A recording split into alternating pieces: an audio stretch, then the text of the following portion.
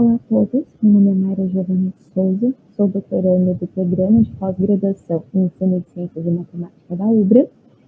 Eu trago hoje, então, um estudo que foi parte da minha pesquisa de mestrado, sob orientação do professor doutor Agostinho Serrano de Andrade Neto, intitulado, então, Utilizando simulações computacionais de movimento relativo, uma comparação dos métodos Think Aloud e Report Aloud.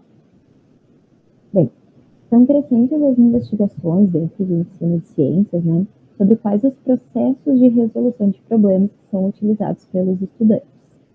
Nesse sentido, também, se tem a utilização de simulações computacionais, tanto para auxiliar na resolução de problemas, quanto para analisar como esse processo ocorre, principalmente quando se trata do ensino de física. Nesse tipo de investigação, surgem diferentes protocolos de entrevistas que podem ser utilizados pelos pesquisadores. Entre estes protocolos, nós temos o Think Aloud e o Report Aloud. Estes dois métodos têm como principal diferença em que o Think Aloud é uma entrevista realizada durante a realização de alguma atividade pelo estudante, enquanto o Report Aloud, a entrevista é realizada após o estudante ter feito alguma atividade. O objetivo desse estudo, então, é comparar estes dois métodos e verificar se eles são equivalentes em termos de resultados obtidos. A base teórica dessa pesquisa é a teoria da mediação cognitiva, que parte da premissa de que as tecnologias digitais teriam causado um impacto na cognição humana. Conforme essa teoria, o cérebro humano complementa o processamento de informações com a utilização de recursos e mecanismos externos. Nesse processo, tem-se o desenvolvimento de drivers, justamente que seriam recursos internos para lidar com os recursos externos. Essa interação se dá por meio de 4 mediações, sendo a psicofísica, aquela onde se utilizam objetos que estimulam os esquemas sensoromotores, a social, através da interação entre os indivíduos, a cultural, pela utilização de sistemas simbólicos, e a hipercultural, pela utilização de ferramentas tecnológicas, como o computador, onde estariam situadas, então, as simulações computacionais. Partiu-se, então, de um estudo realizado por Monaghan e Clement em 1999, onde eles utilizaram o protocolo Think Aloud para as entrevistas. Neste estudo, eles buscavam, então, investigar se simulações computacionais poderiam auxiliar os estudantes no entendimento de movimento relativo. A pesquisa foi desenvolvida com 3 alunos do ensino médio. Eles responderam a pré- e pós-testes, antes e após a utilização da simulação. E a simulação utilizada foi chamada Cars and Plane. A simulação, então, trazia 2 carros e um avião em movimento relativo, como representado pela imagem, onde era possível trocar o referencial de observação. A utilização dessa simulação se deu pela estratégia POE, que é predizer, observar e explicar, onde o estudante primeiro imagina como seria alguma situação proposta, então ele observa essa situação com a simulação e, por fim, ele analisa e compara o que ele observou com o que ele havia imaginado que ocorreria. A simulação foi utilizada por intermédio do entrevistador neste estudo. O método de entrevista, então, com os estudantes foi o Think Aloud, ou seja, os estudantes foram entrevistados durante o desenvolvimento dessa atividade com a simulação, enquanto eles respondiam aos questionários. Os pesquisadores puderam constatar, então, algumas indicações de que pelo menos 2 dos estudantes utilizaram simulações mentais para resolver os problemas e durante as atividades.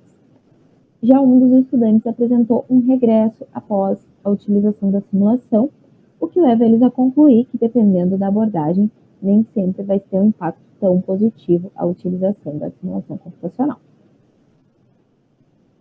A utilização do Report Aloud, então, se deu através de um estudo nosso, baseado no estudo realizado por Monaghan e Clement. Foi realizado, então, com 2 estudantes do 2º ano do ensino médio. Eles também responderam a pré- e pós-testes, idênticos antes e após a utilização da simulação. Estes testes foram adaptados do utilizado por Monaghan e Clement. Foram utilizadas aqui 2 simulações, então, desenvolvidas para essa pesquisa. Uma delas chamada Carros e Avião, que foi baseada na de Monaghan e Clement, bastante similar, e a outra chamada Bolinha no Trem, onde havia um trem com um rapaz que jogava uma bolinha para frente dentro desse trem. E também poderia se ver a movimentação da bolinha em diferentes referenciais.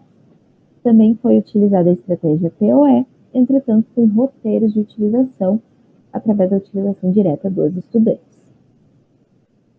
Os resultados, então, do estudante A1, ela apresentou um resultado razoável no pré-teste, por causa de algumas inseguranças e até mesmo confusão em relação a alguns conceitos, mas apresentou bastante crescimento no pós-teste.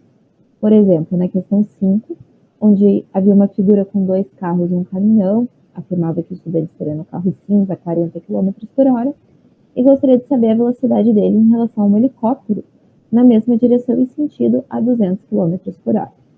Nesse trecho aqui da entrevista, então, a estudante afirma que no primeiro questionário, onde ela respondeu 160 km por hora, ela não havia considerado o referencial, enquanto no segundo questionário, onde ela respondeu menos 160 km por hora, que era a resposta mais correta, ela teria se recordado, então, da simulação e por isso que ela alterou essa resposta, né? Ela diz ainda que lembra dos carrinhos andando para trás e realiza um gesto descritivo ao falar disso. Então, ela se recordou da simulação carros e avião e a estudante indica que ela conseguiu reproduzir mentalmente essa simulação para resolver um problema. Portanto, a simulação auxiliou essa estudante na compreensão de movimento relativo, aumentando o processamento de informações dela, e ela foi capaz de reproduzir mentalmente essa simulação, né? Então, ela conseguiu desenvolver drivers e uma simulação interna para ser acessada offline. O estudante A2 apresentou um bom desempenho no pré-teste, mas não teve crescimento no pós-teste. Na questão 1, onde trazia então que o estudante e um colega estariam em um ônibus e ele jogaria a bolinha no colega à sua frente, perguntava qual seria a força para jogar essa bolinha caso o ônibus estivesse em movimento. E o estudante respondeu corretamente, tanto no pré quanto no pós-teste, que a força seria a mesma de que se o ônibus estivesse parado.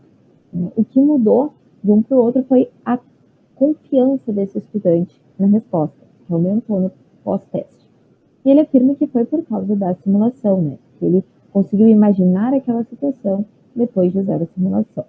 Ele ainda afirma, né, o guri dentro do trem. Então ele lembrou da simulação bolinha no trem, né? E ele também realiza um gesto descritivo, indicando o movimento desse trem e indicando que ele conseguiu reproduzir mentalmente aquela simulação. Então, esse estudante também teve um aumento de confiança, né, após a utilização da simulação. Ele conseguiu reproduzir mentalmente aquela situação específica depois de interagir com a simulação e usar para resolver um problema. No entanto, ele apresentou dificuldades com a segunda simulação, carros e avião, segundo o próprio estudante, pelo fato de terem mais objetos envolvidos, o que indica que ele possui uma dificuldade com a troca de diferencial. E isso levou ele a fazer algumas generalizações errôneas e, consequentemente, responder incorretamente algumas questões dos testes. Comparando os resultados dos dois estudos, de Monaghan e Clement e do nosso, em ambos tivemos estudantes com dificuldades, mesmo após a interação com as simulações. Em ambos também, alguns estudantes indicaram melhores desempenhos após as atividades e indicações do desenvolvimento de simulações mentais, principalmente por meio dos gestos descritivos. Conclui-se, portanto, que ambos os protocolos de entrevista permitem compreender os processos de pensamento que os estudantes utilizam. O Report Aloud, então, teria algumas vantagens contra a timidez, visto que ele é realizado após o estudante ter feito a atividade, enquanto o Think Aloud, em princípio, teria vantagens em relação a esquecimentos. No entanto, percebe-se que esses esquecimentos não têm influência nos resultados obtidos. Dessa forma, os dois métodos são equivalentes em termos de resultados obtidos, ficando a critério do pesquisador escolher qual deles utilizar na sua pesquisa. Essas foram as referências utilizadas e este é o e-mail para contato para qualquer dúvida. Obrigada pela atenção.